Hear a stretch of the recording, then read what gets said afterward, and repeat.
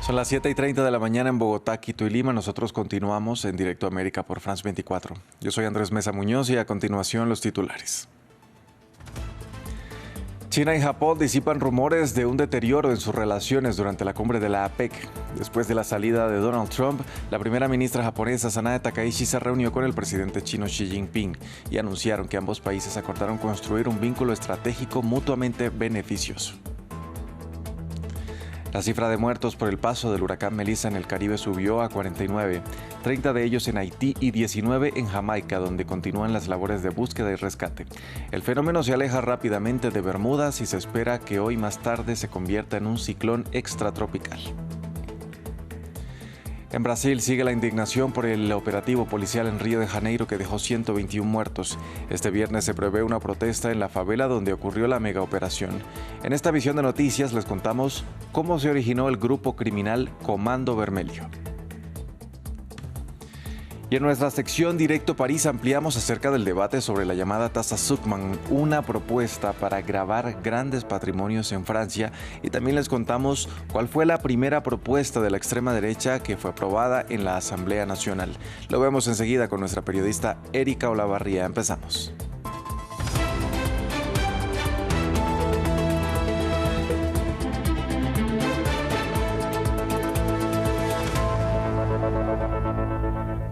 Iniciamos en Corea del Sur, sede de la cumbre de la APEC y lugar del encuentro entre el presidente de China, Xi Jinping, y la primera ministra de Japón, Sanae Takaichi. Ambos líderes acordaron construir lo que llamaron una relación estratégica mutuamente beneficiosa y de esta manera disiparon los rumores de un deterioro que se generaron tras la llegada al poder de la mandataria, una conservadora de línea dura. Nuestro enviado especial, Adrián Foncillas, con los detalles. Durante meses se habló de la reunión de Trump y Xi en la cumbre de la APEC, el Foro de Cooperación Económica del Asia-Pacífico. Se produjo en realidad en la víspera. Trump se despidió de Xi Jinping, atendió a la prensa ya en el Air Force One y horas después repartía caramelos en la Casa Blanca por Halloween. Había dejado en Corea del Sur a una veintena de líderes que representan más de la mitad del comercio global y que desde hoy comparten sus desvelos, principalmente los aranceles de Trump. En la cumbre disfruta Xi desde hoy de la atención y los focos mediáticos sin competencia, presentándose como el socio sólido frente al proteccionismo de Trump. Lo decía hoy en la apertura. Este mundo sufre cambios no vistos en un siglo y cuanto más turbulentos son los tiempos, más unidos tenemos que estar. La puerta a China siempre estará abierta. Y es que en esta pugna mundial por las atenciones y los afectos, la acreditada alergia de Trump a los cónclaves gremiales también beneficia a China. En esta cumbre, algo parecido a unas olimpiadas diplomáticas, Xi se ha reunido con los líderes de países con los que ha tenido o tiene relaciones áridas. Lo ha hecho con Sanae Takaichi, la nueva primera ministra japonesa. Es ultraconservadora, asidua al templo Yasukuni, donde se honra la memoria de una docena de criminales de guerra, y tenazmente hostil con China. Tanto que Beijing, rompiendo todas las convenciones, ni siquiera la felicitó la semana pasada por su nombramiento. Hoy ha dicho Xi que quiere trabajar con Takaichi para construir unas relaciones bilaterales estables. Antes se había visto con Mark Carney, primer ministro canadiense, y al que invitó a visitarle en Beijing, algo que no ocurre con un primer ministro canadiense desde 2017 porque las relaciones con Trudeau alcanzaron sus cimas más profundas. Ahora Ottawa y Beijing están unidas por los ataques arancelarios estadounidenses. Trump rompió de forma unilateral y abrupta las negociaciones comerciales con Canadá y desde entonces Carney se ha esforzado en extender sus lazos con Asia y especialmente con China para rebajar su dependencia con el vecino de abajo. El huracán Melissa sigue perdiendo fuerza mientras se aleja rápidamente de las Bermudas. El Centro Nacional de Huracanes de Estados Unidos prevé que hoy más tarde se convierta en un ciclón extratropical, pero deja un mortífero balance tras su paso por el Caribe. Ya son 49 los fallecidos después del anuncio de las autoridades de Jamaica de la muerte de 19 personas, además de 30 víctimas mortales en Haití. Este es el impacto de la tormenta más fuerte que ha azotado el planeta este año. Casas sin techo, otras apenas en pie y muchas destruidas por completo. En Jamaica la magnitud de la devastación es evidente, mientras los residentes comienzan la dolorosa tarea de recoger los pedazos. Ojalá pudiera explicar el dolor. El dolor, no sé, es como si el corazón y el estómago se te reventaran. Es demasiado, demasiado.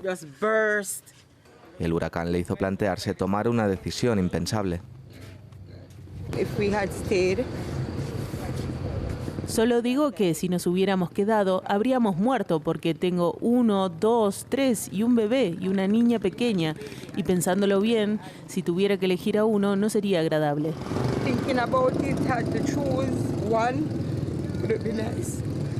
Las autoridades afirman que el 90% de los tejados de la comunidad costera de Black River han quedado destruidos. Tampoco queda prácticamente ninguno en pie en la ciudad de Montego Bay. Ahora se está llevando a cabo una limpieza a gran escala, dirigida en gran parte por los propios residentes. Alfred Hines, de 77 años, camina descalzo entre el barro espeso y los escombros, agradecido simplemente por estar vivo. Cuando el agua subió, me di cuenta de que la situación se pondría grave y que tal vez tendría que escapar. En un momento dado vi que el agua me llegaba a la cintura y unos 10 minutos después me llegaba al cuello, así que decidí escapar. Estoy limpiando, sí, limpiando ahora mismo. Alfred es una de las aproximadamente 400.000 personas afectadas por el huracán Melissa. Más de 25.000 personas siguen hacinadas en refugios en todo el oeste de Jamaica, con el 72% del territorio aún sin electricidad y solo un tercio de las redes de telefonía móvil restablecidas. En otras noticias de la región, la Oficina de Derechos Humanos de la ONU se pronunció sobre los ataques de Estados Unidos a embarcaciones en el Caribe. En un comunicado, la organización cuestionó la justificación de la ofensiva, la calificó de inaceptable y alegó que viola el derecho internacional.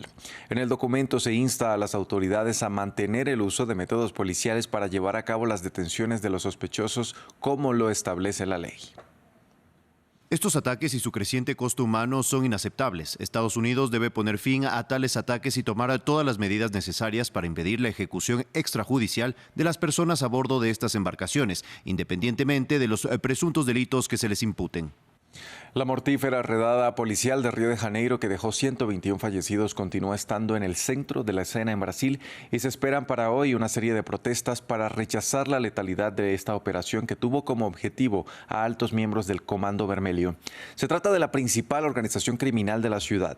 Los orígenes del grupo son de la década de 1970 en una alianza entre reclusos y presos políticos de la dictadura militar. En la actualidad, sus ramas se extienden a decenas de regiones e incluso tienen vínculos en el extranjero. Ramiro Cueva Alberena nos trae la historia. Es el grupo criminal más antiguo de Brasil y nuevamente es motivo de violencia en el país. El Comando Vermelho, que significa rojo en portugués, fue el objetivo de la operación más mortífera de la nación sudamericana. El CBE nació en la década del 70, en medio de la dictadura militar que gobernaba Brasil. El origen, una alianza entre delincuentes comunes y miembros de izquierda apresados por razones políticas que convivían en la cárcel de Río de Janeiro. Al principio lucharon por tener mejores condiciones dentro de prisión y pasó a ser una organización miliciana izquierdista, función abandonada en los 80. Para esa época, la organización excedió los límites de la cárcel y arribó a las calles cariocas luego de la amnistía postdictadura.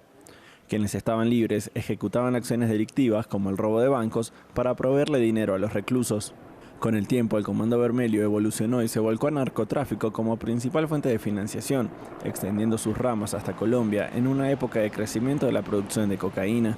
La organización fue el motor para la llegada del narcotráfico a los barrios bajos de Río de Janeiro, donde tiene el control de la circulación de drogas.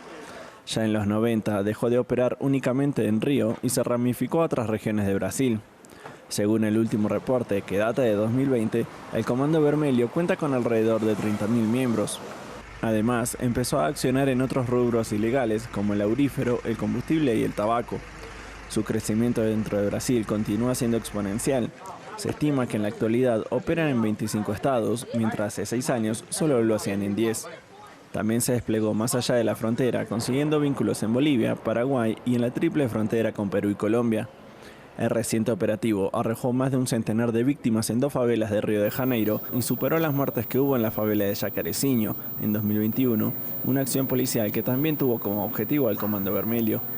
Hablamos ahora de Ecuador. Guayaquil enfrenta una creciente ola de violencia marcada por atentados con coches bomba que han conmocionado a la comunidad. Nuestra corresponsal Carolina Mela nos lleva al lugar de los hechos para explorar el impacto de estos ataques y cómo el crimen organizado está reconfigurando la seguridad en la ciudad. Guayaquil, la ciudad más grande de Ecuador, se ha convertido en el epicentro de los atentados con coches bomba en el país. De lo que va este año se han registrado 5 explosiones. El más reciente fue aquí, Es un sector comercial, residencial, hay un hospital y consultorios médicos. Y esta avenida es una de las rutas para llegar al aeropuerto internacional que está a solo 5 minutos. Aunque el lugar aún está marcado por la conmoción, lentamente la normalidad regresa. Había full seguridad,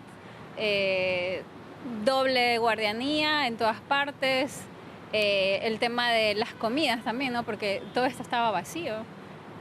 Los pacientes también empezaron como a cancelar por el miedo, entonces se hizo una fiebre un poquito de mucho miedo. Asustado porque ya se escuchaban que habían puesto bombas en un lugar, que habían puesto bombas en otro lugar, entonces yo dije, wow, entonces, ¿dónde uno está, no? Esta ciudad por décadas ha sido escenario de niveles altos de violencia en Ecuador, pero eran delitos menores como robos. Hoy los atentados son parte de una ola más compleja porque el crimen ha evolucionado y se ha sofisticado con la incursión de peligrosos cárteles de la droga y bandas criminales. Los ataques o estos tipos de atentados son utilizados, uno, para aterrorizar a la ciudadanía y dos, también para generar gobernanza criminal de ese grupo delictivo. Muy poco en Guayaquil se está haciendo para prevenir este tipo de ataques terroristas. Hay muy pocas cámaras de videovigilancia para una ciudad de 3 millones de habitantes y también muy pocos ciudadanos llaman a Policía Nacional cada vez que ven algún tipo de actividad sospechosa.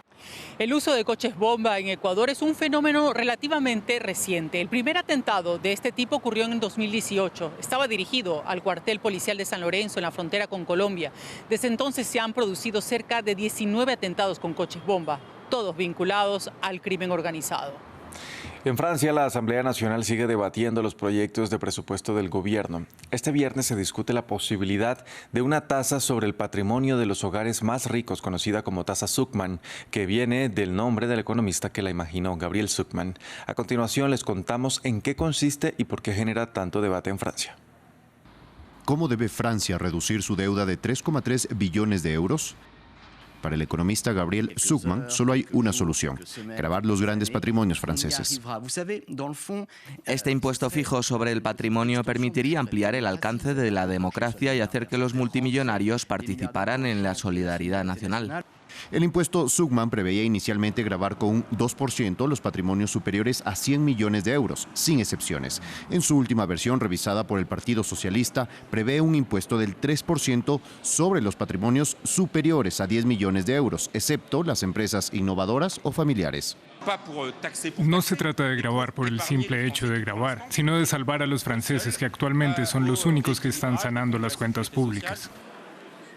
Para la Francia insumisa, esto no es suficiente. La derecha y el bloque central se oponen a este impuesto, al igual que la extrema derecha. Me opongo al impuesto Zucman, incluso en la versión propuesta por los socialistas. El impuesto Zucman tampoco cuenta con el apoyo unánime de los economistas, los fiscalistas y el mundo empresarial. Si bien algunos desearían que este impuesto se aplicara a escala internacional, otros alertan sobre los dos principales riesgos que conllevaría este tipo de tributación: freno a la innovación e incentivo al exilio fiscal de las mayores fortunas. Grabar las herramientas de trabajo es una locura, es matar a la gallina de los huevos de oro. Para luchar contra la salida al extranjero de los contribuyentes más ricos, Gabriel Zucman aboga por la creación de un escudo contra el exilio fiscal. Esto haría que las personas afectadas siguieran estando sujetas al impuesto durante 5 o 10 años después de haber abandonado Francia por razones fiscales. Hoy es Halloween y en Estados Unidos es toda una fiesta de excentricidades. En este país la gente se divierte asustando a sus vecinos y algunos decoran sus casas para atraer a curiosos. Es una competencia para ver quién tiene las mejores ideas. Vean ustedes. Probablemente hayas oído hablar de casas embrujadas, pero ¿alguna vez has oído hablar de lavaderos de autos invadidos por zombies? La idea nació durante la pandemia de COVID-19, cuando la mayoría de los eventos de Halloween fueron cancelados. El concepto tuvo tanto éxito que la tradición continúa.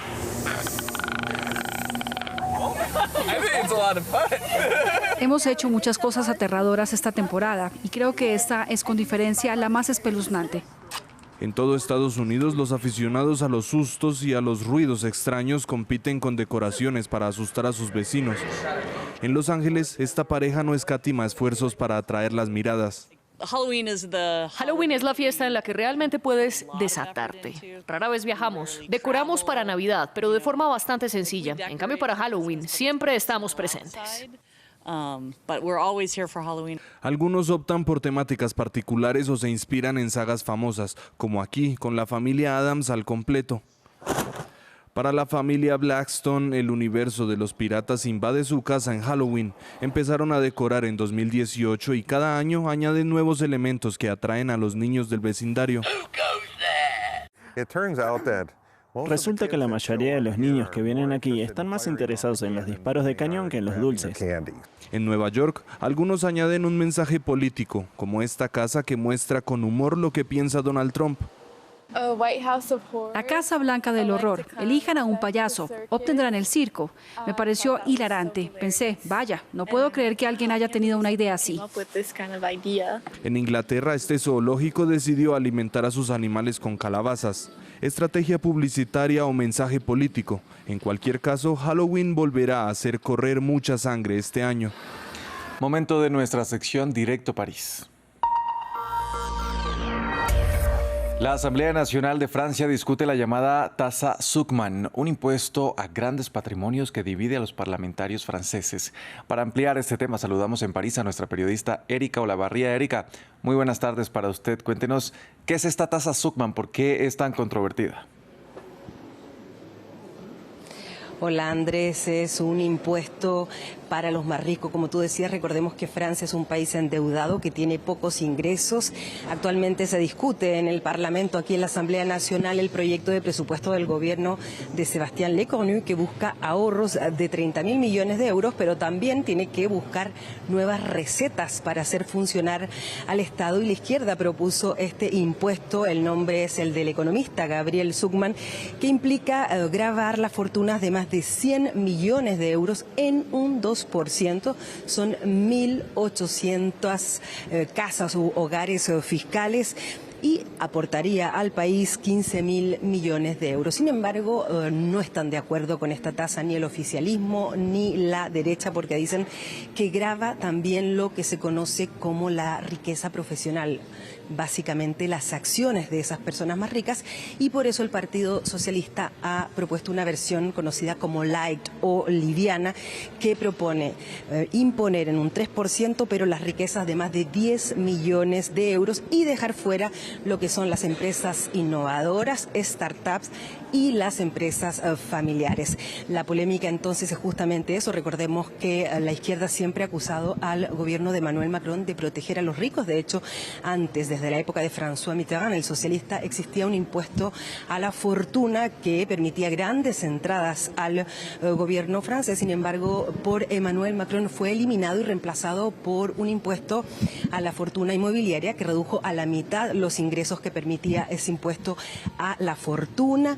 Ya se empiezan a escuchar voces por parte de abogados fiscalistas de la posibilidad de que muchas grandes fortunas se vayan del exilio fiscal, que también es una historia bastante recurrente en Francia, a países que ofrecen a esos súper ricos la posibilidad de ahorrar en el pago de impuestos. El mismo Gabriel Zuckman dice que está contra la propuesta de los socialistas, pues cree que esa modificación permitiría grandes evasiones fiscales. Para nadie es un misterio. También, por cierto, se opone a la tasa Zuckman el partido de extrema derecha, Agrupación Nacional. Erika, de otro lado, la extrema derecha, a propósito, vio aprobado su primer proyecto en la Asamblea. ¿De qué se trata? Sí, es primera vez en la Quinta República Francesa, es decir, desde 1958, que un proyecto propuesto por la extrema derecha es aprobado aquí en la Asamblea Nacional Francesa, Andrés, y por eso muchos hablan de que el cordón sanitario que ha impedido, ha dejado siempre fuera las propuestas de la extrema derecha o sin un voto mayoritario, se ha roto. Es una propuesta para dejar sin efecto los acuerdos migratorios de 1968 con Argelia, que justamente dan un estatuto privilegiado o particular a los ciudadanos de ese país en vista de que era una antigua colonia francesa. De hecho, esos acuerdos ya fueron modificados en 1968, eran mucho más amplios antes de esa fecha. Sin embargo, siempre son cuestiones gestionados, y la gran sorpresa fue que esta votación que obtuvo victoria la extrema derecha por 185 votos contra 184, es decir, solamente un voto se obtuvo gracias al apoyo de la derecha y el partido Horizon de Edouard Philippe, el ex primer ministro, y también porque solamente estaban presentes en el hemiciclo un tercio de los diputados del oficialismo. Justamente fue muy polémica esta votación ayer, y cuando terminó, la presidenta del grupo ecologista, por ejemplo, estaba al borde de las lágrimas y preguntaba dónde está Gabriel Attal, el ex primer ministro, que es el jefe además de los políticos del partido oficialista Renaissance aquí en la Asamblea Nacional. Pues él no había venido. Esta propuesta de la extrema derecha se da en el día del nicho republicano del partido de Marine Le Pen. Esto es el día en que este partido puede proponer proyectos de ley. Por lo tanto, decía el ecologista, ¿cómo es posible que Gabriel Attal y sus diputados no estén aquí en un día en que se sabe que este partido va a proponer temas polémicos? El año pasado, de hecho, era la eliminación de la reforma de las jubilaciones, e incluso la izquierda votó contra, pues existe ese cordón sanitario, y en general aquí en la Asamblea Nacional nunca, por ejemplo, la izquierda ha votado las propuestas de censura de la extrema derecha, aunque sí la extrema derecha vota en el otro sentido, vota las propuestas de censura que presenta la izquierda. Pues dicen, ese cordón sanitario se ha roto, y lo que más sorprende también es que el primer ministro Sébastien Lecornu, tras esta votación, dijo que estos acuerdos habría que modificarlos, reformularlos. Pero hay que decir que es una votación simplemente simbólica, pues este es un acuerdo con otro país. Está más allá de la ley francesa, de hecho, más allá de las normas europeas migratorias, y por lo tanto al único que le corresponde eliminar o dejar sin efecto esos acuerdos es al presidente Emmanuel Macron. Pero el símbolo es muy importante, como te decía, por primera vez en la Quinta República Francesa, Marine Le Pen dijo que no era un cambio, que no era una revolución. Obviamente habló de victoria. Dijo, es un paso más en nuestra conquista, entre comillas, podemos decirlo así, del poder. Recordemos que la extrema derecha cada día obtiene más apoyo de la ciudadanía, y que Marine Le Pen sueña con un día ser la presidenta de este país. Erika, muchas gracias por este reporte desde Francia. Pasamos ahora a nuestro reportaje del día.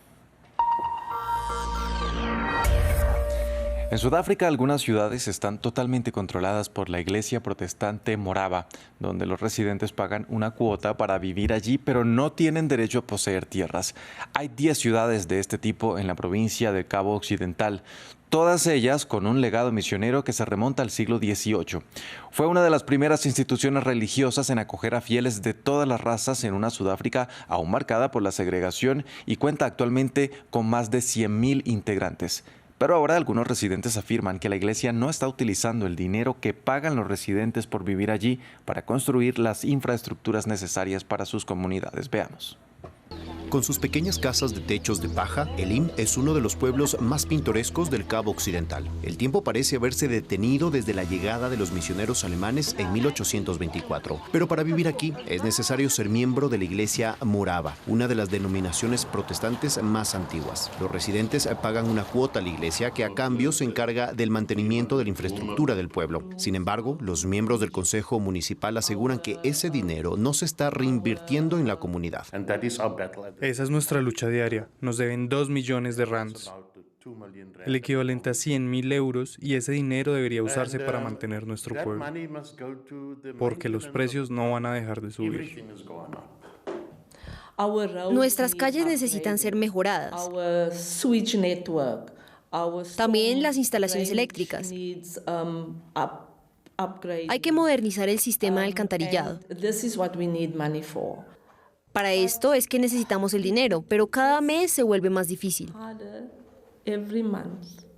A pesar de todo, los habitantes de Elim siguen orgullosos de su pueblo. La iglesia morava fue la primera congregación en recibir a comunidades de color tras la abolición de la esclavitud. Los residentes son descendientes de esclavos provenientes de Bali, Malasia y comunidades indígenas del sur de África. Incluso la directora del museo nunca ha dejado el pueblo.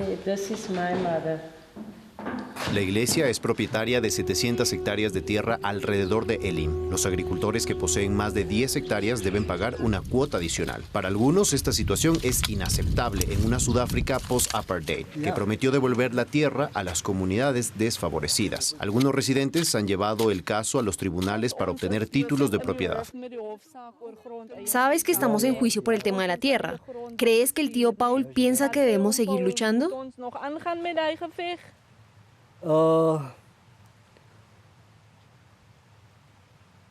Creo que sí debemos seguir luchando. ¿Por qué? Para que así podamos tener nuestra propia tierra. Los habitantes de Elim llevan más de 5 años en juicio y no son los únicos que se sienten frustrados. La iglesia morava sigue administrando todas sus antiguas misiones en la provincia como propiedad privada. Uno de sus pueblos es Jutrenbart, a unas 3 horas de Elim. Lorraine cree que la tierra aquí debería ser devuelta a sus residentes originarios. En el pasado, un granjero alemán fue el propietario de las tierras sobre las que se construyó toda esta ciudad. Se lo dejó todo a Maniesa, uno de sus sirvientes, después de que los esclavos fueran emancipados en 1834. Lo dejó en su testamento. Fue muy generoso. Lo puso en su testamento para que pudieran heredarlo. Pero tras la muerte de Maniesa, todo cambió. Quedaron 12 nietos vivos en ese momento. Se reunieron y decidieron vender la tierra a la iglesia morava.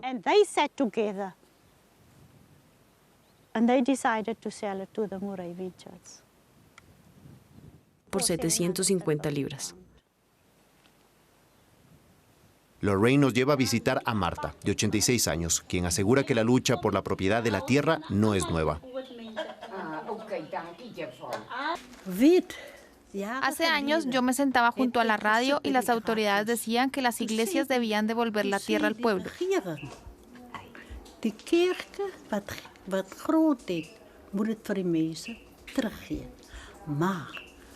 Pero nunca hicieron un plan para obligarlas a hacerlo.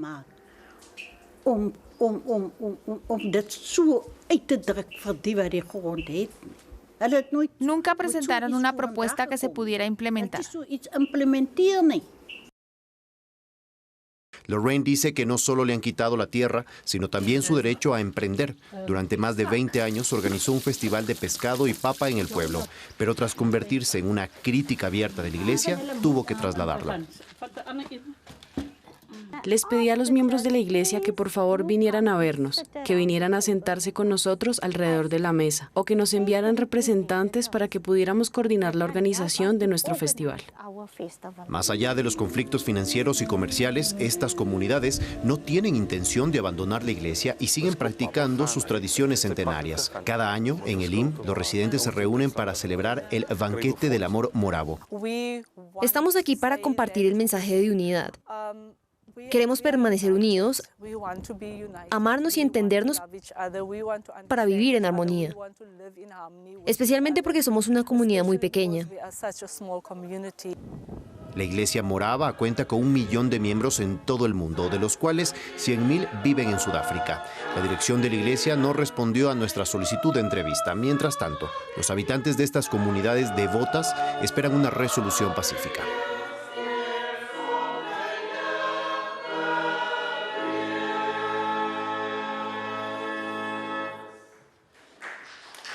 Hasta aquí este informativo en Directo América. Gracias por acompañarnos. Hacemos una breve pausa. Ya regresamos con más información.